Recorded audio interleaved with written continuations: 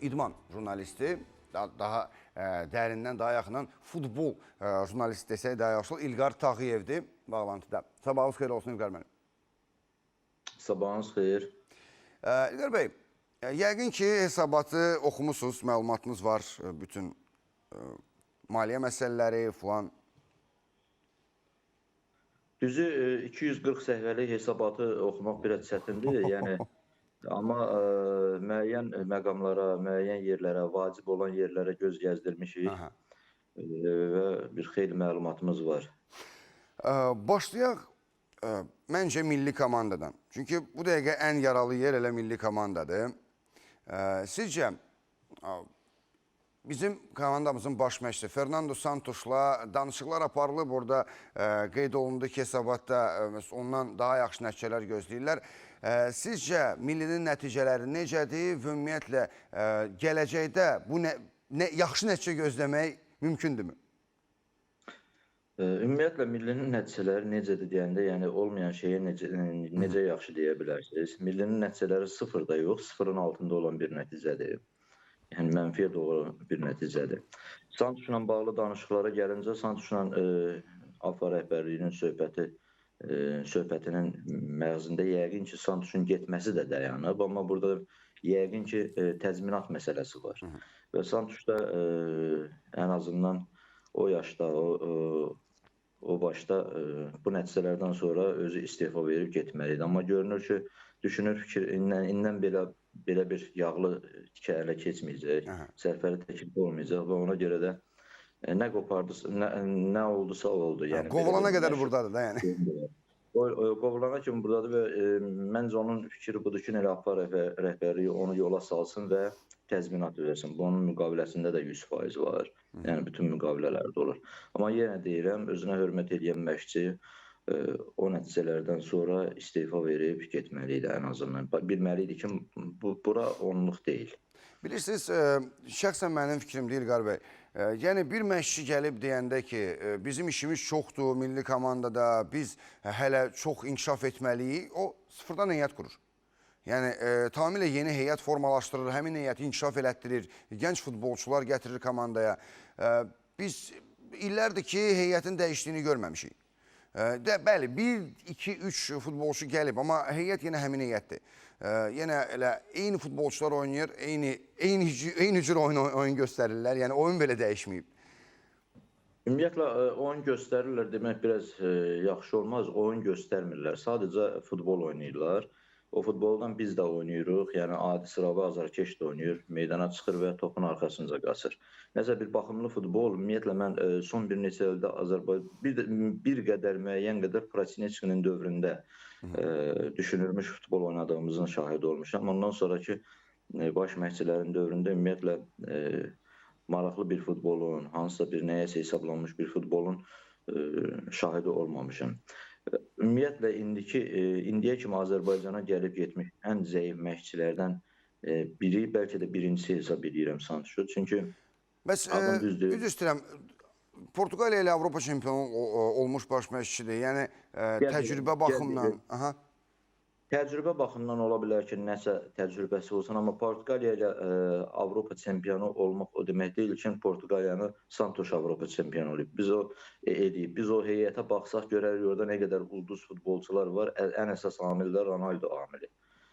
Yəni belə deyil, Santoşun yerinə başqa bir ortabab məşqçi olsaydı, yenə də Portuqaliya nəticə göstərə bilərdi. Mən hətta üzr istəyirəm, yadımdadır ki, Cristiano Ronaldo zədələndikdən sonra özü məşqçilik eləyirdi, kənarda durub.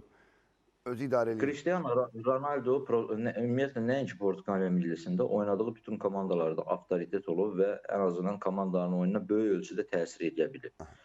Yəni həmin oyunda da zədəli komandasını qələbəyə səsləməsi, yəni müəyyən göstərişlər verməsi, düzüm təmiz deyiləm. Birinci dəfə həmin oyunda, final oyununda Santuş mənim haradasa müəyyən qədər gözümdən düşdü ki, yəni sən baş məşqçisən.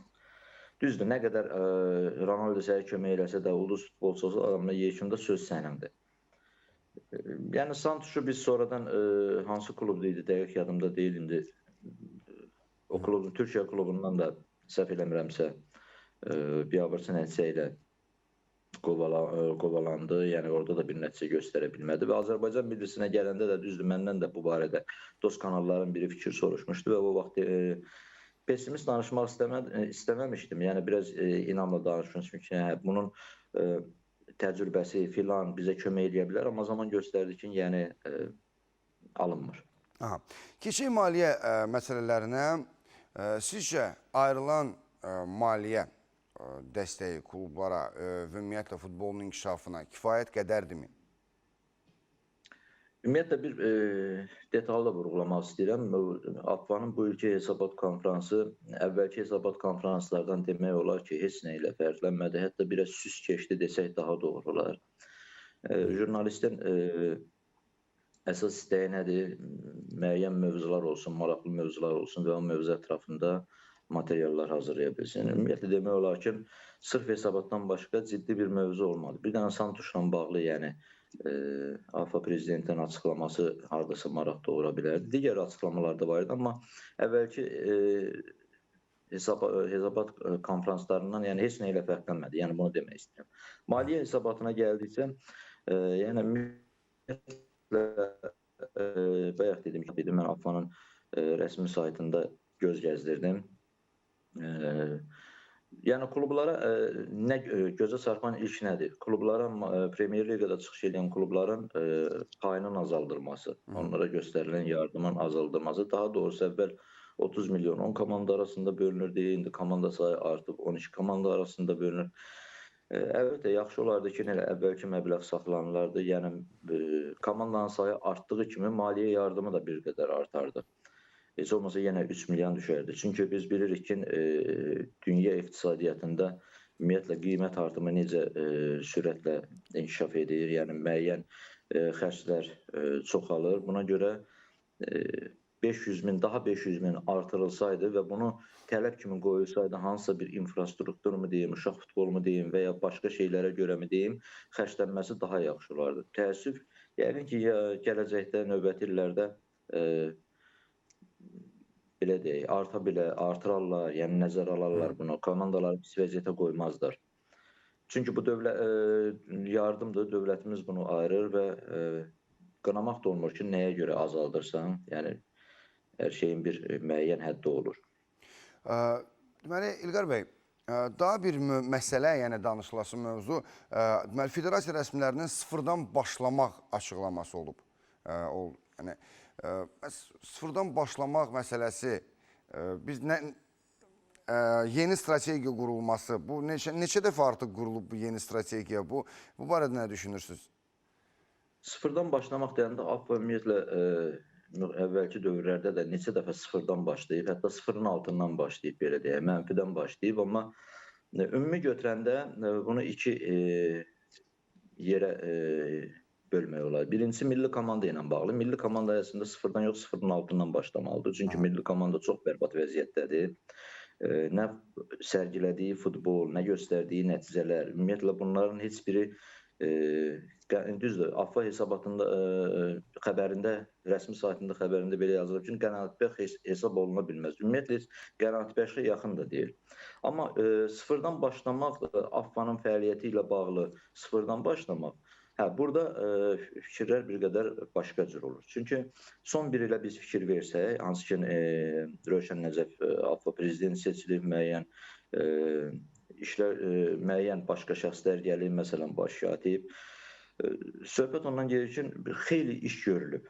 Yəni, demək, ən azından indiki AFFA rəhbərliyinin Premyer Liqada komanda sayını 12-yə çatdırması, bu çox gözəl bir addımdır, alqışlanması, təqdirə layiq addımdır. Ondan sonra, məsələn, infrastruktura fikir verilməsi, hansı ki, Sumqayıt stadionu düzdür, bir neçə il idi tikilirdi. Yəni, stadionlar tikilir, Gəncədə yeni arenanın tikintisi, başqa məqamlar var ki, hansı ki, indi fikrimdən çıxa bilər. Bunlar sıfırdan artıq tərpənişin sıfır nöqtəsindən irəliyə doğru addımın atıldığına sübutdur. Amma sırf milli komanda ilə bağlı, əgər bu fikir milli komanda ilə bağlıdırsa, sıfırın altından başlamaq lazımdır. İndi bir-iki faktlarla bağlı mən bir-iki fakt deyim. Məsələn, 6-7 il bundan əvvəl Azərbaycan Premyer Liqasında ümumiyyətlə Azərbaycanda cəmi 13 peşəkar futbol klubu var idi. Aha. Sayları çox idi, amma yəni çempionatlarda iştirak edən cəmi 13 peşəkar futbol klubu var idi. Hansı ki, bu haqda da bir araşdırma yazısı yazmışdım, 13 kluba möhtac futbolumuz. Hansı ki, qoy bunu da detallarını açıqlayam. Premier Liqada 8 komanda, 1-ci divizionda da o vaxt əvəzedicilərlə birləşmişdi. 10 komanda var idi. 10 komandanın 5-i əvəzedici klubların, Premier Liqa klublarının əvəzediciləri idi. 5-i qalırdı peşəkar futbol klubu kimi. Moik idi, Qaradağ Lökbatan idi, sonra bilmirəm orada dəqiq Zaqatala idi, səhv eləmirəmsə. Cəmi 13 klub və 10 milyon əhalisi olan Azərbaycanda hər 770 minə bir klub düşürdü. Yəni həqiqətən biabırçı bir göstərici idi və lap biabırçısı o idi ki, Azərbaycan bu göstərici ilə dünyada, Avropada, köhnə MDB ölkələri arasında və hətta Afrika ölkələri arasında, hansı ki, orada yaşayış səviyyəsi əksəriyyətində hamıya bələddir. Mən bir 10 kasıb ölkəni də misal gətirmişdim. Onların hamısından ən az peşəkar futbol klubuna məxsusdur. Mənim hardasa bir həftə 10 gün vaxtımı aparmışdı. Çünki o bütün 200 neçə ölkənin futbol çempionatlarını araşdırmaq, neçə komanda çıxış edir, klub çıxış edir. Və axırdan birinci yeri tutmuşdu və belə deyim, cəmi 13 klubla. İndi bugün baxırıq, məsələn, Premier Liqada klub sayı 12-yə çatdırılır, 1-ci divizionda klub sayı yetərincədir, 2-ci divizionda klub və üstəgəl region liqası, yəni baxırsan, peşəkar region liqası peşəkar sayılmasa da, yəni futbol oynamağa, futbolçuların futbol oynamağa yerlər var. Düzdür, legioner limiti ləğv olundu. Bu hardasa yerli futbolçuların əleyhinə atılmış deməyim, yəni onlara hardasa təsir göstərəcək. Amma yenə də deyirəm, bu yerli futbolçular sağlam rəqabət mühitində bacardıqlarını ortaya qoya bilsələr, nəyə görə də heç birimizin düşməni deyil, Azərbaycanlıdırlar və onlar daha irəli gedə bilərlər. Bugün futbolçular, ümumiyyətlə bugün təkcə yox, müxtəlif zamanlarda da futbolçu, yerli futbolçular əllərinə bir balaca pul gələndə, münbit şəraitə düşəndə artıq baxırsan pulu düşünürlər. 90% belədir. Pulu düşünürlər, nə karyeralarını daha irəli aparmağı və yaxud parlamağı, milliyə xeyir verməyə bunu düşünmürlər. Sadəcə maliyyə. Ən böyük problem də budur. Çox təşəkkürlər İlqar bəy, fikirləriniz üçün minnətdaram, uğurlar arzu edirəm sizə. Ümid eləyək ki, milli komandamızda ən azı sıfıra çata bilər.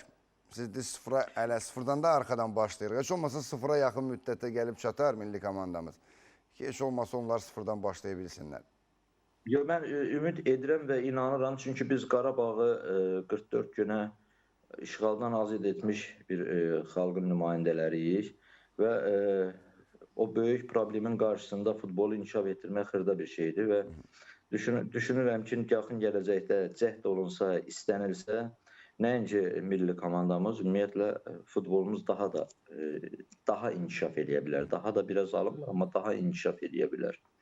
Ümid eləyək, Santuş da tezliklə oturub fikirləşər, papağanın qarşısına qoyar ki, mən burada işləməli deyiləm. Və ən əsası onun yerinə bunu dəfələrlə, neçə illərdir mən həm yazılarımda, həm fikirlərimdə bildirmişəm, millidə Azərbaycanlı baş məşqçi işləməlidir. Yəni, ən gözəl, ən yaxşı addım bu olardı. Çünki Azərbaycanın, bəli, o millinin formasında bizim bayrağımız var. Bütün klublarda əslində var. Amma millinin formasında, ürəyimizin başında bizim bayrağımız var. Bu bayrağı ancaq Azərbaycanlı qədrini bilər. Çox təşəkkürlər İlqar bəy. Minnətdaram, uğurlar arzu edirəm sizə. Çox sağ olun, sizə də təşəkkürlər. Sağ olun. Belə, əziz tamaşaçılar, İlqar Tağıyev idi bizimlə bağlantıda.